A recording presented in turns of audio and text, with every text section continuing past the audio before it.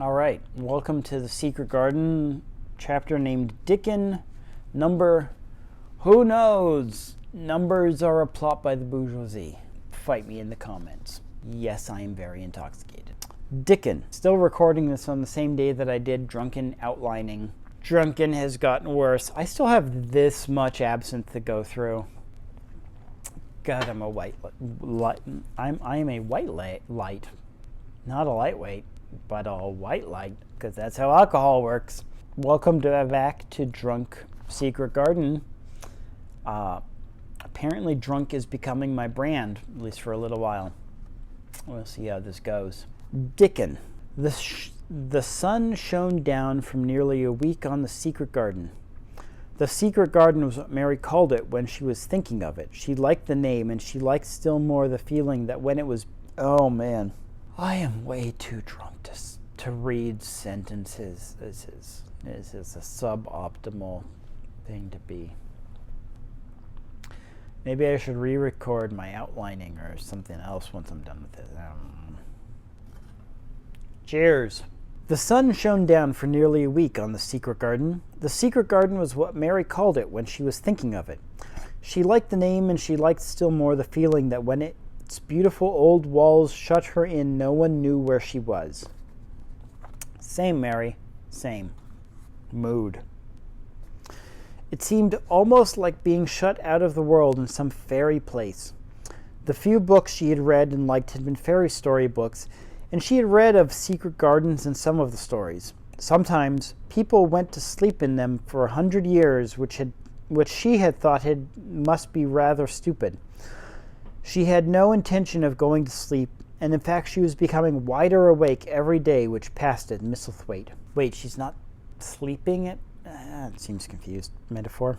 She was beginning to like to be out of doors. That's a confused sentence. She no longer hated the wind, but enjoyed it. She could run faster and longer, and she could skip up to 100. The bulbs in the secret garden must have been much astonished. Such nice clear places were made round them that they had all the breathing space they wanted, and really, if Mistress Mary had known it, they began to cheer up under the dark earth and work tremendously. The sun could get at them and warm them, and when the rains came down, it could reach them at once. So they began to feel very much alive. Mary was an odd, determined little person, and now she had something interesting to be determined about. She was very much absorbed indeed. She worked and dug and pulled up weeds steadily, only becoming more pleased with her work every hour instead of tiring of it. It seemed to her like a fascinating sort of play. She found many more of the sprouting pale green points than she had ever hoped to find. They seemed to be starting up everywhere, and each day she was sure she found tiny new ones, some so tiny that they barely peeped above the earth. There were so many that she remembered what Martha had said about the snowdrops by the thousands, and about bulbs spreading and making new ones. These had been left to themselves for 10 years, and perhaps they had spread, like the snowdrops, into thousands. She wondered how long it would be before they showed that they were flowers. Sometimes she stopped digging to look at the garden and try to imagine what it would be like when it was covered with thousands of lovely things in bloom. During that week of sunshine, she became more intimate with Ben Weatherstaff. Oh, that sounds wrong. She surprised him several times by seeming to start up beside him as if she sprang out of the earth. Symbolism. The truth was that she was afraid that he would pick up his tools and go away if he saw her coming. So she walked toward him as silently as possible. But in fact, he did not object to her as strongly as he had at first. Perhaps he was secretly rather flattered by her evident desire for his elderly company. Then also she was more civil than she had become. He did not know that when she first saw him, she spoke to him as she would have spoken to a native, had not known that a cross, sturdy old Yorkshire man was not accustomed to salaam to his masters. Oh, God, the racism. Okay, where were we? And be merely commanded by them to do things. Thou'rt like the robin, he said to her one morning when he lifted his head and saw her standing by him. I never knows when I shall see thee or which side they'll come from. He's friends with me now, said Mary. That's like him, snapped Ben Weatherstaff, making up the women folk just for vanity and flightiness. There's nothing he wouldn't do for the sake of showing off and flirting his tail feathers. He's as full of pride as an egg's full of meat. I think that was sexist, but I'm way too drunk to know. He very seldom talked much, and sometimes he did not even answer Mary's questions except by a grunt. But this morning he said more than usual. He stood up and rested one hobnailed boot on the top of his spade while he looked her over. How long has it been there here? He jerked out. I think it's about a month, she answered. Apparently, Mary has my terrible faux Yorkshire accent too by now. I'm just rolling with it. That was beginning to do Misselthwaite credit, he said. It was a bit fatter than it was and not quite so yeller. They looked like a young plucked crow when they first came into his garden. Things to myself I never set eyes on an uglier, sourer-faced young'un. Mary was not vain, and she had never thought much of her looks. She was not greatly disturbed. I'm fatter, she said. My stockings are getting tighter. They used to make wrinkles. There's the robin, Ben Weatherstaff. That was a non sequitur. For those who are counting, I am now at the stage of drunkenness where time is not linear. And considering it's only like 1 in the afternoon, I'm probably have a problem. There indeed was the robin, and she thought he looked nicer than ever. His red waistcoat was as glossy as satin, and he flirted his wings and tail and tilted his head and hopped about with all sorts of lively graces. He seemed determined to make Ben Weatherstaff admire him, but Ben was sarcastic. Aye, there thou art, he said.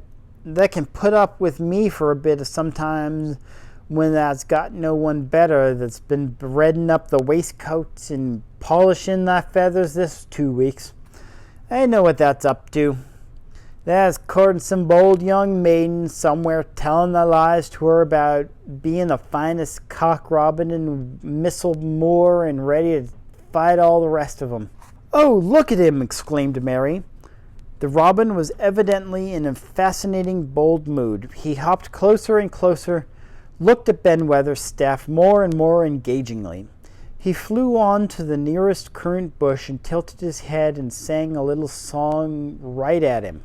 The things that'll get over me by doing that, said Ben, wrinkling up his face in such a way that Mary felt sure he was trying to not to look pleased. The thinks no one can stand out against thee, that's what the thinks. Is Ben Weatherstaff picking a drunken fight with the robin? Maybe it's just me. The robin spread his wings. Mary could scarcely believe her eyes. It's just a bird spreading its wings. Come on, Mary. He flew right up to the handle of Ben Weatherstaff's spade and alighted on top of it. Then the old man's face wrinkled itself slowly into a new expression. He stood still as if he were afraid to breathe, as if he would not have stirred for the world, lest his robin should start away. He spoke quite in a whisper. Well, I'm danged, he said, as softly as if he were saying something quite different. That doesn't know how to get a chap. That doesn't. That's fair and earthly, that's a knowing. Wait, is the robin... I'm confused. Is the robin gay? He's trying to get a chap? I'm so confused at this. I feel like a 1911's book would not go there. And he stood without stirring, almost without drawing his breath, until the robin gave another flirt to his wings and flew away. Then he stood looking at the handle of the spade as if he might be magic in it. As if there might be magic in it. And then he began to dig again and said nothing for several minutes. But because he kept breaking into a slow grin now and then, Mary was not afraid to talk to him. "Have you a garden of your own?" she asked. "No, I'm bachelored and lodged with Martin of the Gate." Martin of the... "If you had one," said Mary, "what would you plant?" "Cabbages and taters and onions." "But if you wanted to make a flower garden," persisted Mary, "what would you plant?" "Bulbs and sweet-smelling things, but mostly roses." Mary's face lighted up. "Do you like roses?" she said. Ben Weatherstaff rooted up a weed and threw it aside before he answered. "Well, yes, I do. I was learned that by a young lady I was gardener too. She had a lot in a place she found fond of, and she loved them like they was children or robins.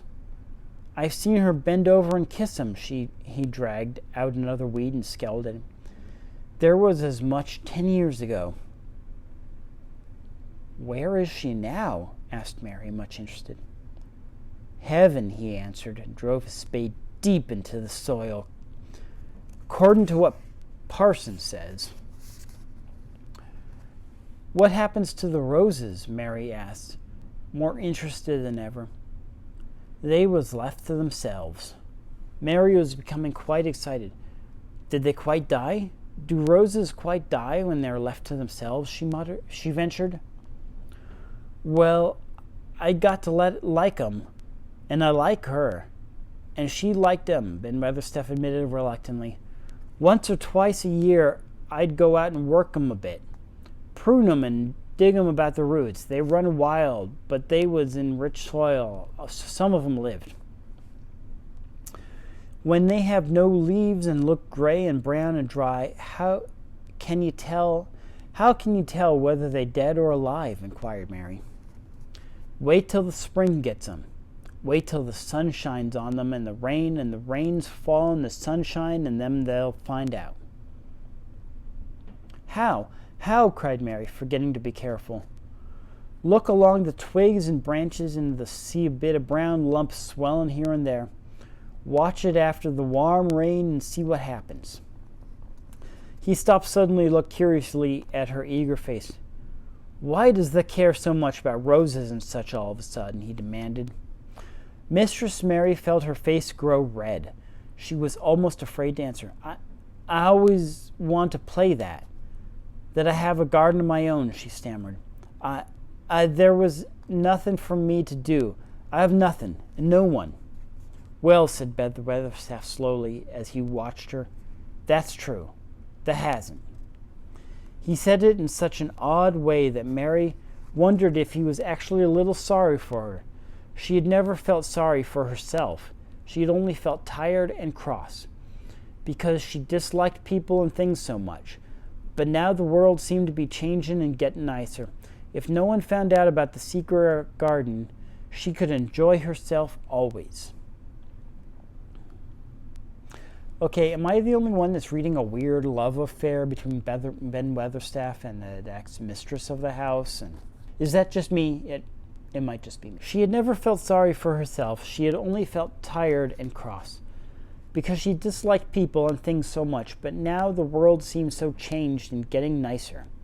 If no one found out about the secret garden, she should enjoy herself always. Masturbation joke here. She stayed with him for 10 or 15 minutes longer and asked him as many questions as she dared. He answered every one of them in his queer, grunting way, and did not seem really cross, and did not put up his spade and leave her. He said something about roses just as she was going away, and it reminded her of the one she had said he had been fond of. "Do you go and see those roses now?" she asked. "Not been this year. My rheumatics has made me too stiff in the joints," he said in his grumbling voice. Not been this year. My rheumatics has made me stiff in the joints, he said in his rumbling voice, and then quite suddenly he seemed to get angry with her, though she did not see why he should. Now look here, he said sharply. Don't ask so many questions. Thou'rt the worst wench for asking questions I've ever come across. Get thee going and play thee. I'm done talking for today. And he said it so crossly that she knew there was not the least use in satisfying another minute. She went skipping slowly down the outside walk, thinking him over and saying to herself that, queer as it was, here was another person whom she liked in spite of his crossness. She liked old Ben Weatherstaff. She liked him. She always wanted to try to make him talk to her. And also, she began to believe that he knew everything in the world about flowers. There was a laurel hedge walk which curved around the secret garden and ended at a garden which ended into the wood and the park. She thought she would skip around this walk and look into the wood and see if there was any rabbits hopping about. She enjoyed the skipping very much, and when she reached the little gate, she opened it and went through it because she heard a low, peculiar whistling sound and wanted to find out what it was. It was a very strange thing indeed. She quite caught her breath as she stopped to look at it. A boy was sitting under a tree with his back against it, playing on a rough wooden pipe. He was a funny-looking boy, about 12. He looked very clean, and his nose turned up, and his cheeks were as red as poppies, and never had Mistress Mary seen such round and such blue eyes in any boy's face. And on the trunk of the tree he leaned against. A brown squirrel was clinging and watching him, and from behind a bush nearby a cock pheasant was delicately stretching his neck to peep out. And quite near him were two rabbits sitting up and sniffing with tremendous noses. Two rabbits sitting, and actually it appeared as if they were all drawing near to watch him and listen to the strange low little calls his pipe seemed to make. When he saw Mary, he held up his hand and spoke to her in a voice almost as low and as rather like his piping. "Don't the move," he said. "It'd flight 'em." Mary remained motionless. He stopped playing his pipe and began to rise from the ground. He moved so slowly that it scarcely seemed as though he were moving at all, but at last he stood on his feet, and then the squirrel scampered back up into the branches of his tree. The pheasant withdrew his head, and rabbits dropped on all fours and began to hop away, though not at all as if they were frightened. "I'm Dickon," he said. "I know the Miss Mary." Then Mary realized that somehow she had known at first that he was Dickon. Who else could have been charming rabbits and pheasants as the natives charm snakes in India? He had a wide, red, curving mouth, and his smile spread all over his face. "I got up slow," he explained, "because if the makes the quick moves to startle them, and bodies to move gentle and speak low when wild things is about." He did not speak to her as if they had never seen each other before, but as if he knew her quite well. Mary knew nothing about boys, and she spoke to him a little stiffly because he felt rather shy. "Did you get Martha's letter?" she asked. He nodded his curly rust-colored letter. "That's why I come." He stopped to pick up something which had been lying on the ground beside him when he piped. "I got the garden tools. There's a little spade and rake and fork and hoe. They got 'ems. There's a trowel too, and the women's in the shop threw in a packet of white poppy and one of blue larkspur, and I bought the other seeds." "Will you show the seeds to me?" Mary said. He wished he could talk as he did. His speech was so quick and easy it sounded as if he liked her and was not the least afraid she would not like him, though he was only a common moor boy, in patched clothes and with a funny face and a rough, rusty red head. As she came closer to him, she noticed that there was a clean, fresh scent of heather and grass and leaves about him, almost as if he were made of them.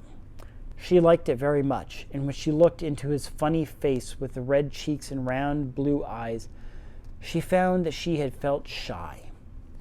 "Let us sit down on this log and look at him," she said. They sat down, and he took a clumsy little brown paper package out of his coat pocket. He united the string, and inside there were ever so many neater and small packages with a picture of a flower on each one. There's a lot of mignonettes and poppies, he said. Mignonette's the sweetest smelling thing as grows, and it'll grow whether you cast it, same as poppies will. Them's all coming up and bloomin' if you just whistle to 'em. Them's the nicest of all. He stopped, turned to say quickly, his poppy-cheeked face lighting up. There's the robin and his calling us, he said. Chirps came from a holly bush, bright with scarlet berries, and Mary thought she knew whose it was. Is it really calling us? She asked. Aye, said Dickon, as if it was the most natural thing in the world. He's calling someone he's friends with. That's the same as saying, here I am, look at me, I want a bit of a chat. There he is in the bush. Who is he? He's Ben Weatherstaff's, but I think he knows me a little, answered Mary. Ah, he knows thee, said Dickon in his low voice again, and he likes thee. He took thee on. He'll tell me all about thee in a minute. He moved quite close to the bush with the slow movement Mary had noticed before. Then he made a sound almost like the robin's own twitter. The robin listened a few seconds intently, then answered quietly as if he were replying to a question. Ah, he's friends of yours, chuckled Dickon. Do you think he is? Cried Mary eagerly. She did so want to know. Do you think he really likes me? He wouldn't come near thee if he didn't, answered Dickon. Birds is rare choosers, and a robin can flout a body worse than a man. See, he's making up to thee now. Kenneth the see a chap, he says, and it really seemed as if it mustn't be true. He so sidled and twittered and tilted as he hopped on his bush. Do you understand everything the bird says? Said Mary. Dickon grinned until he seemed all wide. Red, curving mouth, and he rubbed his rough head. I think I do, and they think I do, he said. I've lived on the moor with them so long I've watched them break shell and come out of fledge and learn to fly and begin to sing, till I think I'm one of them. Sometimes I think perhaps I'm a bird or a fox or a rabbit or a squirrel or even a beetle, and I don't know. He laughed, came back to his log, and began to talk about the flower seeds. He told her what they looked like when they were flowers. He told her how to plant them, and he watched them and feed them and water them.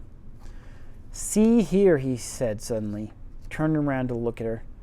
I'll plant them for thee myself. Where is the garden? Mary's thin hands clutched each other as they lay on her lap. She did not know what to say, so for a whole minute she said nothing. She had never thought of this. She felt miserable. She felt as if she went red and then pale. There's got a bit in a garden, hasn't he? Said Dickon. It was true that she had turned red and then pale. Dickon saw her do it, and as she still said nothing, he began to puzzle. Wouldn't it give me a bit? Hasn't they got any yet? She held her hands tighter and turned her eyes towards him. I don't know anything about boys, she said slowly. Couldn't you keep a secret if I told you one? It's a great secret. I don't know what I should do if anyone found it out. I believe I should die. She said the last sentence quite fiercely. Dickon looked more puzzled than ever and even rubbed his hands over his rough head again, but he answered quite good-humoredly. I'm keeping secrets all the time, he said. If I couldn't keep secrets from the other lads, secrets about foxes' cubs and birds' nests and wild things' holes, there'd be not safe on the moor. I can keep a secret. Man, I wish I had a friend when I was a child who could keep a secret like Dickon could. Mistress Mary did not mean to put out her hand and clutch his sleeve, but she did. I've stolen a garden, she said very fast. It isn't mine, but it isn't anybody's. Nobody wants it. Nobody cares for it. Nobody ever goes into it. Perhaps everything is dead in it already. I don't know. She began to feel hot and as contrary as she ever felt in her life. I don't care. I don't care. Nobody has any right to take it from me. When I care about it, they don't. They're letting it die. all shut in by itself, she ended passionately, and she threw her arms over her face, bursting out crying. Poor little Mistress Mary. Dickon's curious blue eyes grew rounder and rounder. She said, drawing his exclamation out slowly, and the way he did it meant both wonder and sympathy. I've nothing to do, said Mary. Nothing belongs to me. I found it myself, and I got it into myself. I was only just like the robin, and they wouldn't take it from the robin. Where is it? Asked Dickon in a dropped voice. Mistress Mary got up from the log at once. She knew she felt contrary again, and obstinate, and she did not care at all. She was imperious and Indian, and at the same time hot and sorrowful. Come with me and I'll show you, she said. She led him around the laurel path and to the walk where the ivy grew so thickly. Dickon followed her with a queer, almost pitying look on his face. He felt as if he were being led to look at some strange bird's nest and must move softly. When she stepped into the wall and lifted the hanging ivy, he started. There was a door. Mary pushed it slowly open, and they passed in together. And then Mary stood and waved her hand round defiantly. It's this, she said.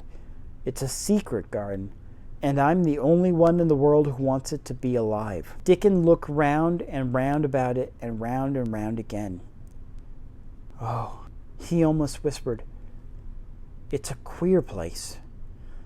It's like as if the body was in a dream.